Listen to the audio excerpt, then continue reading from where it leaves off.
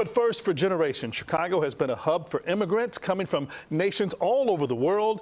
And while the countries of origin may have changed through the years, Chicago continues to become home for so many families seeking refuge or for a better life. Chicago's immigration history is the focus of a new exhibit at the Elmhurst History Museum, In Pursuit of Happiness, Immigrants in Our Communities. That's the name of it. The exhibit examines the personal stories and experiences of area immigrants through first-person accounts, through photographs and treasured objects, videos, and more. And it coincides with the exhibit, and there's going to be a lecture this weekend by author and College of DuPage professor of history, Sam Mitrani, who's joining us now. Thank you for being with us. Thank you, Ryan and Andrina. Happy to be here. Happy that we can talk about this really important topic. Our history here, immigration history, spans decades. People have come from places like Ireland and Italy, Poland, Mexico, so many places to create a home here. Why did the city become such a hub for immigrants? Well, there's a couple of basic reasons, but it all comes down to jobs and work. The city had a lot of jobs for people looking for work, and it was also a railroad hub. So early on, it was an easy place to get to. But then it's like so many things, momentum leads to momentum.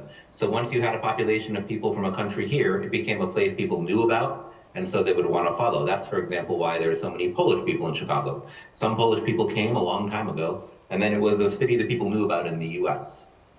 Your lecture is titled, How the World Arrived on Lake Michigan Shore. Chicago truly is a cultural melting pot. What's the significance of that and the message you hope to convey through your lecture?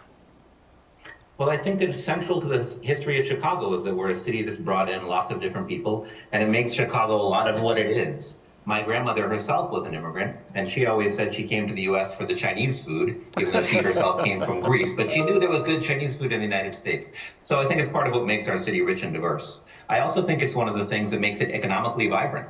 If you look at a lot of cities that went into deep decline when industries started to close, companies started to lay off in big numbers in the 1980s and 1990s and earlier, Chicago stayed a relatively vibrant hub because it was able to attract a lot of immigrants, especially at that time from Latin America and later on from Asia, in distinction to places like Cleveland and Detroit, which went into a much steeper decline. So I think really that immigration benefits us all. And you touched on just how these wave of immigrants have really shaped the city. I mean, we've seen cool neighborhoods that are specifically for people from different places, and that's one of the things I love about the city. Are the neighborhoods that we see, like Greektown and Chinatown, was that all coming from this Ukrainian village? Well, they're certainly created by immigrants. I think a lot of them now are more or less like the remnants of a place that people used to come to. So I'm not sure that the Greek population in Chicago really lives in Greektown that much, but it certainly is a nice place to visit. I live near there, and my family is from Greece, and so we like to go out to eat. But I think what's important also is people were able to build a community in Chicago. It was a city of neighborhoods, and those neighborhoods allowed people to come and find people who came from the country that they were themselves fleeing.